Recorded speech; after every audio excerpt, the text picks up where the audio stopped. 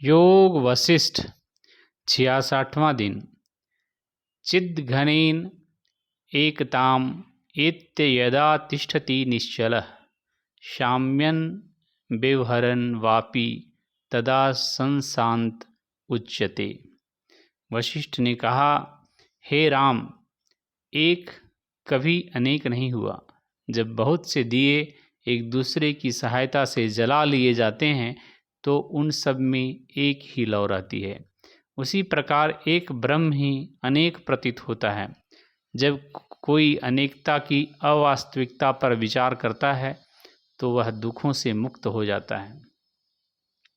जीव चेतना की सीमितता के अतिरिक्त और कुछ नहीं। जब सीमितता जाती रहती है तब शांति विराजती है।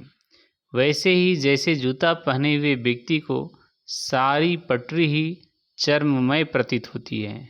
यह संसार क्या है?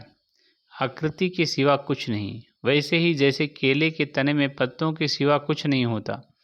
जिस प्रकार मदिरा के प्रभाव से किसी को रिक्त आकाश में तरह तरह के दृश्य दिखाई देने लगते हैं, वैसे ही व्यक्ति को मन एकता में अनेकता देखने के योग्य बनाता है। जिस प्रकार मदिरा सेवी को पेड़ चलता हुआ दिखाई पड़ता है, उसी प्रकार अज्ञानी संसार में हलचल देखता है। जब मन द्वैत के दर्शन करता है तब वहाँ द्वैत के साथ उसका प्रतिरूप अद्वैत भी उपस्थित रहता है। जब मन से द्वैत का भाव समाप्त हो जाता है तब न द्वैत ही रहता है न अद्वैत ही। जब कोई असीम चेतना के अद्वैत में अपने को दृढ़ता के साथ स्थिर कर ले तब वह अपने आप को शांति में स्थित समझता है। फिर भले ही वह चुपचाप बैठा ही रहे अथवा कोई काम ही क्यों न करता रहे। जब कोई अपने को परम अवस्था में स्थित कर लेता है तब वह स्वयं अस्तित्व विहीन हो जाता है। उस अवस्था को शून्यता के ज्ञान की अवस्था कहते हैं। मन में हलचल या विक्षोभ होने के फलस्वरूप चेतना वस्तु ज्ञान के रूप में प्रतीत होने लगती है। तब मन में तरह तरह की मिथ्या धारणाएं उत्पन्न होती हैं।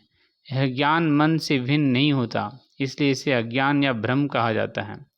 इस संसार रूपी रोग से छुटकारा पाने के लिए ज्ञान या स्वज्ञान के अतिरिक्त कोई और साधन नहीं है। ज्ञान से ही सांप और रस्सी में जो भ्रम होता है वह दूर हो सकता है। जब ऐसा ज्ञान प्राप्त होता है तो अज्ञान को बढ़ावा देने वाली इंद्रिय भोग की मन की लालसा भी नहीं रहती।